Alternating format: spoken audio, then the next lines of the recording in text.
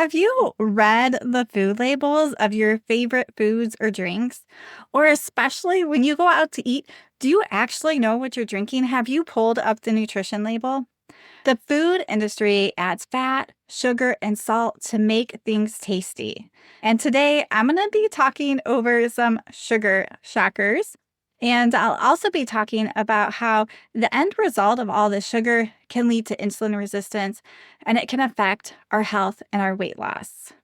And blood sugar balance is really huge for health. And this is why it's one of the topics inside my course, Healthy Inside Now. And it's always something I'm going over with clients because we really need a strong foundation of eating healthy. And part of that strong foundation is knowing how to manage our blood sugars. And I encourage you that if you're looking for support, that if you are feeling stuck, if you're ready to develop some consistency, whether that's in your exercise, nutrition, or your mindset, or those blocks that you're having, set up a free call with me and let's find the right plan for you. Hi, friends, and welcome to the Healthy Beyond 40 show. I'm Michele, mama of four and military wife, and I'm passionate about helping women get healthy from the inside out so they can feel better and live their best life. Do you feel like you're struggling to lose weight and get in shape? If you're ready to develop healthier habits, exercise consistently, and lose weight sustainably, then you're in the right place. I combine my expertise from my doctorate in physical therapy to my experience as a health coach, personal trainer, and yoga teacher to bring you actionable steps for a healthy lifestyle. No magic pill here, so lace up those shoes and get moving. All right, so today I have my daughter Ava on the podcast. She is 17, and it seemed like once she started driving, she also started going to some coffee shops. And there is one called Dutch Bros by Us. And recently, one of my friends was saying how much sugar is in some of their drinks, like over 100 grams. So I told Ava one day, and then she started to Google and look up the nutrition information. So, Ava, tell us a little bit what you found and what your thoughts were. Well, my motto is always ignorance is bliss. So I didn't really want to know. But once I did, it's just kind of like, it's shocking. It's kind of gross, actually. When you think about it, it's just so much sugar, like compared to the size of the cup. So, like, you're drinking pure sugar. And I kind of just became unappetizing, honestly. You just can't look at it the same. Yeah, so I'm going to share a few of these drinks. So, the caramelizer, a large one has 80 grams, medium 72, and a small 65. I mean, you guys, can you imagine 65 grams of sugar? Like what that would look like if we just filled the cup with just like pure cane sugar, how much that would be. It would be a lot. And this, guys, Aftershock Rebel, the large has 140 grams of sugar, the medium 103, and the Aftershock 64. Ava, what are your thoughts on that? Yeah, so much sugar. And you just didn't know. So, and then I remember she looked up some other drinks like, well, what are the ones with less sugar? So, for example, the latte, a large 33 grams, medium 28, small 18. So, that seems way less than the other ones, but that is still a lot of sugar. Yeah, it is a lot. And it can, like, the ones that you want to get, like, they have all these extra flavors, and all the extra flavor has, like, added sugar. And then there's, like, things you can get, like the soft top. You can, for a limited time, you could add boba. So that's more sugar just added to those numbers, and it just results in something that's honestly insane. And then just the calories, too. And it's, I mean, I'm not someone who necessarily cares about that, but it's just like, oh, okay. Yeah, since she is my daughter. Tell us what you know about the impact of sugar. It's lots of sugar is not good for you.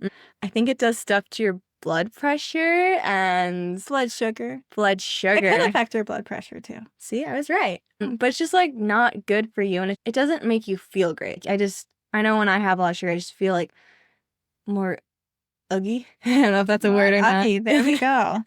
Yes, sugar, it temporarily can make you feel good and you get a dopamine rush.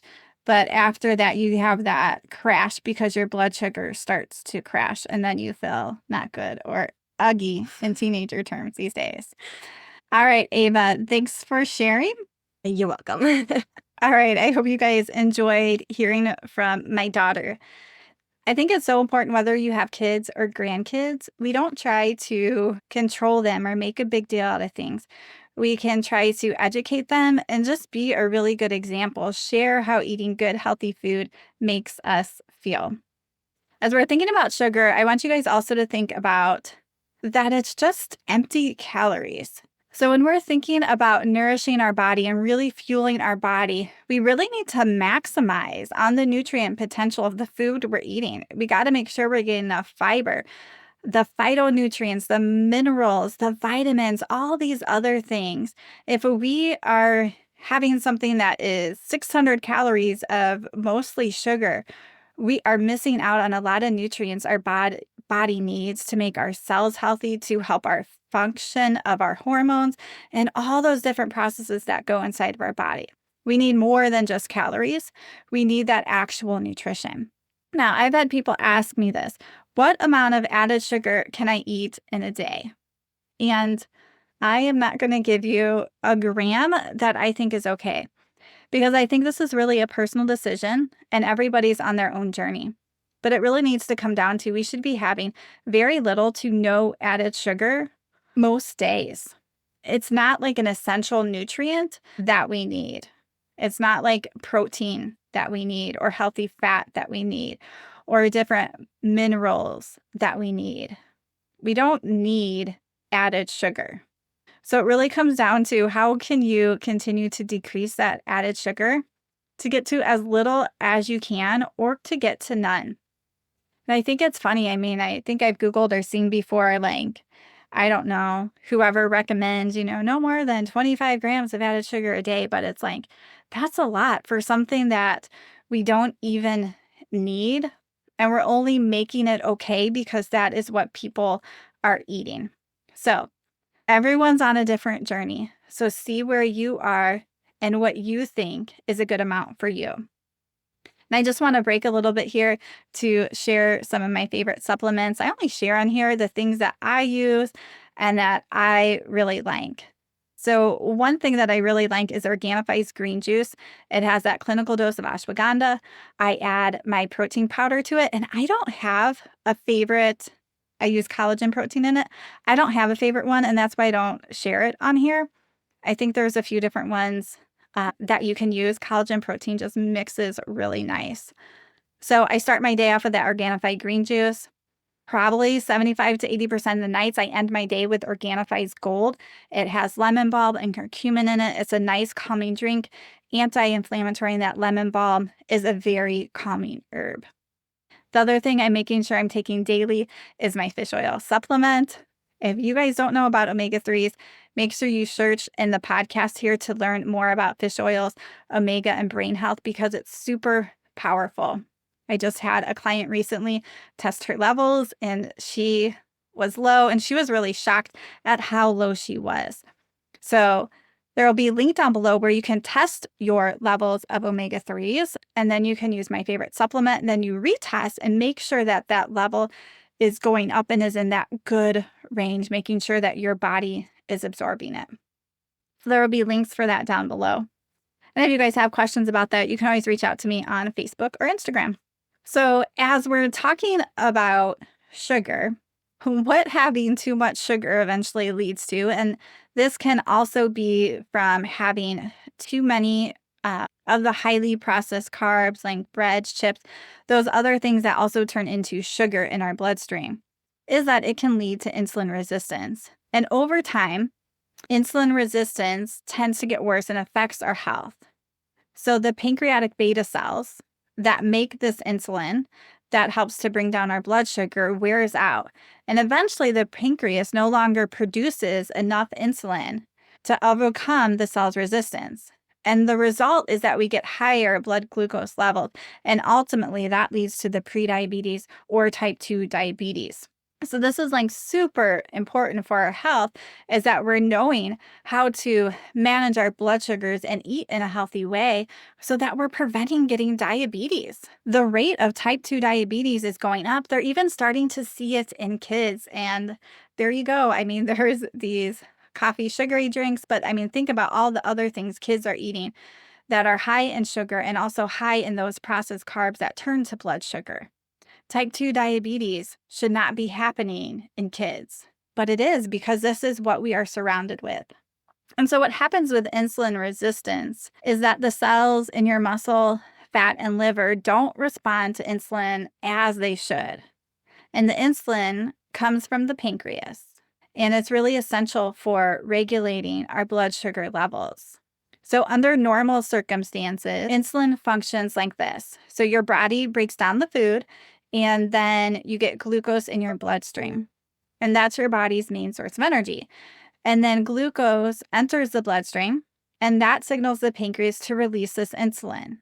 And then the insulin helps the glucose in your bloodstream to enter into your muscle, fat, and liver cells so they can use it for energy or store it for later. So, guys, it goes back to this idea of movement. If we are not moving, we're not using the energy in the food that we're eating. And when the glucose then enters our cells and the levels in the bloodstreams decrease, it signals for your pancreas to stop producing insulin. But what happens is when this path gets worn out, your muscle, fat, and liver cells may not efficiently be able to take up this glucose from your blood to use it or to store it. And this is what insulin resistance is. And so your pancreas is then having to make more insulin to overcome these high blood glucose levels. And over time, your cells start to become resistant to this insulin, and it leads to higher blood sugar levels and, again, to diabetes, among some other. Now, when it comes specifically when we're talking weight loss, if your cells become too resistant to insulin, it can result in elevated blood sugar levels, which can lead to weight gain, prediabetes, and type 2. And so then losing weight, if you have insulin resistance, becomes more difficult because the body stores this excess blood sugar as fat. It doesn't mean that you can't. It's going to be harder until you start getting this blood sugar regulation down. So that's why the earlier that we can start to learn to manage our blood sugars and eat in a healthy way, the better it's going to be. But it's never too late, friends. Even I've heard stories of people who've had diabetes and reversed it. So even if you're just in that insulin resistant stage, which a lot of us can't even find out, this sort of blows my mind that we're not testing for insulin resistance, because even on the ADA website, the diabetes website, they talked about this insulin resistance leading to diabetes, but yet we're not testing it because the medical field says that they can't come to a consensus on the numbers. So I could go down a whole trail for that, but I'm not going to. But so you may not know if you have insulin resistance is also my point, and that this can happen for decades and decades before you get to that pre-diabetes stage. And whether you have insulin resistance or not, it's good to eat in a healthy blood sugar way, regardless of if you have it. So when we really eat to nourish our body, fuel our bodies, and balance our blood sugars, we're going to be healthy inside and preventing diseases. All right, so I hope that you guys enjoy this episode. I hope that it made you think a little more about sugar. I hope that it's going to make you Google maybe like your favorite restaurant or your favorite drink, or look at something and find out the nutrition of it. See how much sugar is in it. See how much salt is in it. See what the actual ingredients are. And guys, I would love it if you share this in my Facebook group, Healthy Beyond 40. Take a snapshot of something that you've been eating and what that label shows, so we can encourage and inspire each other, and really so we can start to educate ourselves and educate each other so we can live healthy. So you guys will find all the links I've talked about in this episode down below. I hope everyone is having a great summer and that you all keep on moving.